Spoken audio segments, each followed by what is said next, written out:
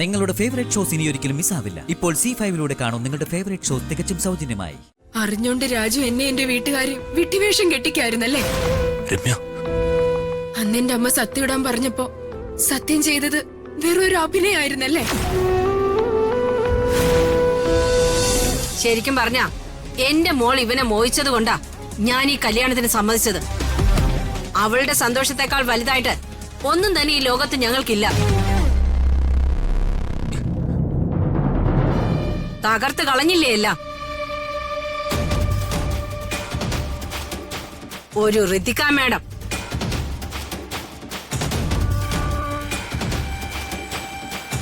ഇവനും അവളും കൂടി ഒന്നിച്ച് കറങ്ങി നടക്കുന്നത് കണ്ടിട്ടും ഒരു പൊട്ടിയെ പോലെ ഇവനെ സ്നേഹിച്ച എന്റെ മോളെ ഞാൻ ഇനി എന്ത് പറഞ്ഞ് സമാധാനിപ്പിക്കും?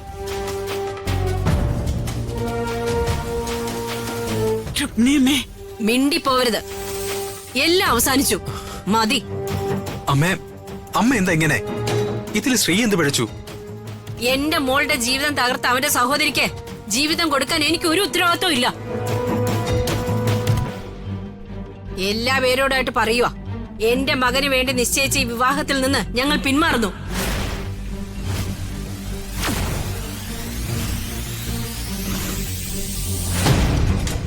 വിവാഹം ഉപേക്ഷിക്കുന്നു.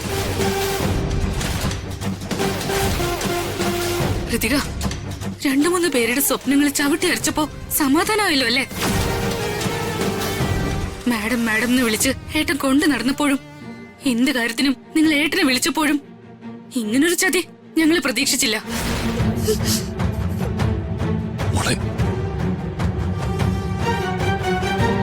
നിങ്ങളുടെ മുമ്പില് ഇങ്ങനൊരു ചിന്ത ഉണ്ടായിരുന്നപ്പോ 2 ദിവസം മുൻപെങ്കിലും എന്തിന് ഇന്ന് രാവിലെ അമ്പലത്തിൽ കണ്ടപ്പോഴെങ്കിലും ഒന്ന് സൂചിപ്പിക്കായിരുന്നു. എങ്കിൽ ഞാനിങ്ങനെ ആൾക്കാരുടെ മുമ്പില് വേഷം കെട്ടി നിൽക്കില്ലായിരുന്നു.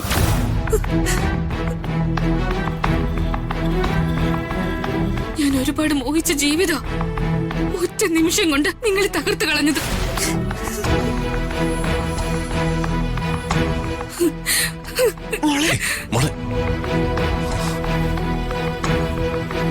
ഈ താലി രാജു കെട്ടിയതാണോ?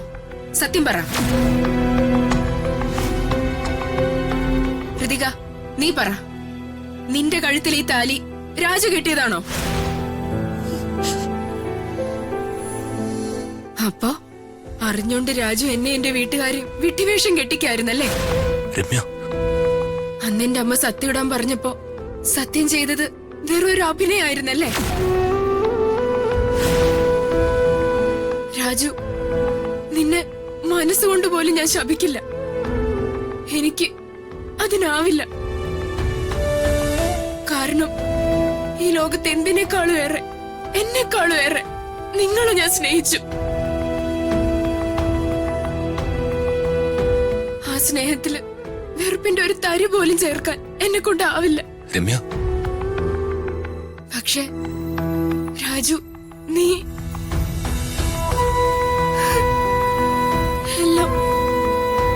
എല്ലാം അവസാനിച്ചു. എല്ലാം.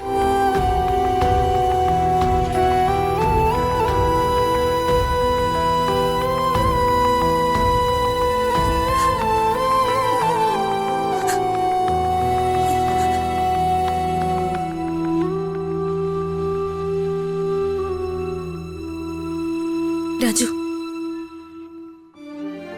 രമ്യ വിവാഹം കഴിക്കാന്ന് നിങ്ങൾ വാക്ക് കൊടുത്തിട്ടുണ്ടോ?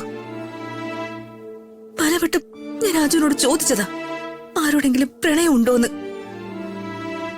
ഒരു വാക്ക് പറഞ്ഞില്ലല്ലോ രാജു. ഒരു സൂചന പോലും തന്നില്ലല്ലോ. എല്ലാത്തിനും കാരണക്കാരി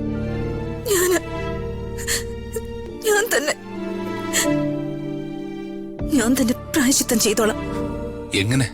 ആരോട് അനുവാദം ചോദിക്കാതെ, രാജുവിനോട് പോലും ചോദിക്കാതെ രാജുവിന്റെ ജീവിതത്തിലേക്ക് ഞാൻ കടന്നു കയറിയത് ഏറ്റവും വലിയ തെറ്റ്. രാജുവിനോടുള്ള ഇഷ്ടം കൊണ്ടാണ് അത് ചെയ്തതെങ്കിലും ഇങ്ങനൊരു വലിയ ദുരന്തം അതുകൊണ്ടുണ്ടാവുമെന്ന് ഞാൻ പ്രതീക്ഷിച്ചില്ല. ഞാൻ പോയേക്കാം രാജു, ഞാൻ പോയേക്കാം. എങ്ങോട്ടേക്ക്? ഇങ്ങോട്ടെങ്കിലും. ദീപക്കിൽ നിന്ന് മറ്റെന്തെങ്കിലും വഴിയിലൂടെ മാഡത്തെ രക്ഷിക്കാമെന്ന് ഞാൻ കരുതി. എന്നാ മാഡം അത് അനുവദിച്ചില്ല. ഇപ്പൊ തെരഞ്ഞെടുത്തത് അവസാനത്തെ വഴിയാ. ഇത് ഞാൻ ഒട്ടും പ്രതീക്ഷിച്ചതുമല്ല. പക്ഷേ ഞാൻ പറഞ്ഞല്ലോ മാഡം, മാഡത്തിന്റെ സംരക്ഷണം എന്റെ ഉത്തരവാദിത്വ. അത് ഞാൻ ഏറ്റെടുക്കുന്നു. വേണ്ട രാജു, ഒരുപാട് പേരുടെ കണ്ണുനീരിന് സാക്ഷി പറയേണ്ടി വരുന്നതാ ആ തീരുമാനം. അത് വേണ്ട, ഞാൻ പൊയ്ക്കോളാം.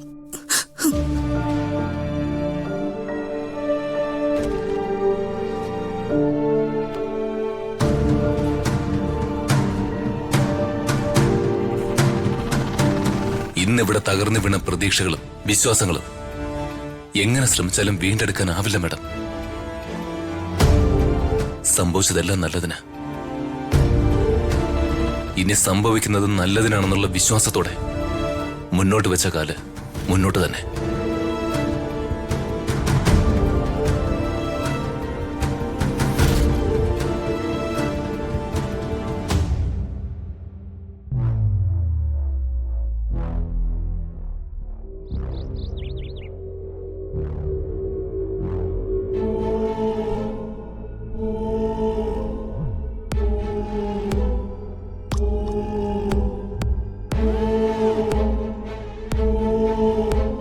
പ്രതാപ,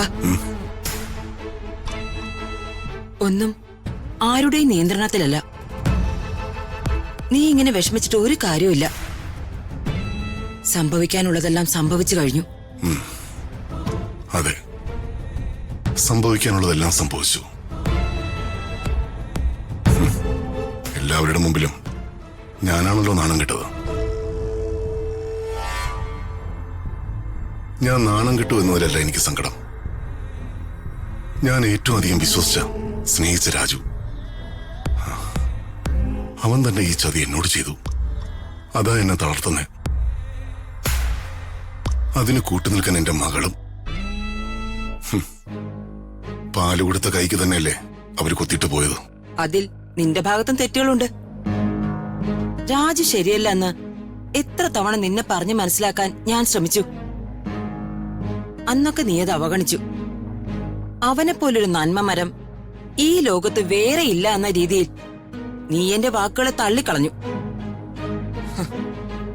ഒരു രീതിയിൽ പറഞ്ഞ അവന് മാത്രമാണ് നന്മമരം. അവന് നന്മ വരുന്ന കാര്യങ്ങൾ മാത്രമേ അവൻ ചെയ്യൂ. ഇപ്പൊ തന്നെ കണ്ടില്ലേ, അവന് നന്മ വരുന്ന കാര്യം അവൻ ഒരു ഉളുപ്പുമില്ലാതെ അങ്ങ് ചെയ്തു.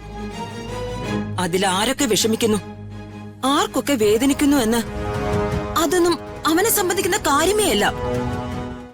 ഡൗൺലോഡ് ചെയ്യൂ C5 ആപ്പ്. കാണൂ എല്ലാ എപ്പിസോഡുകളും സൗജന്യമായി.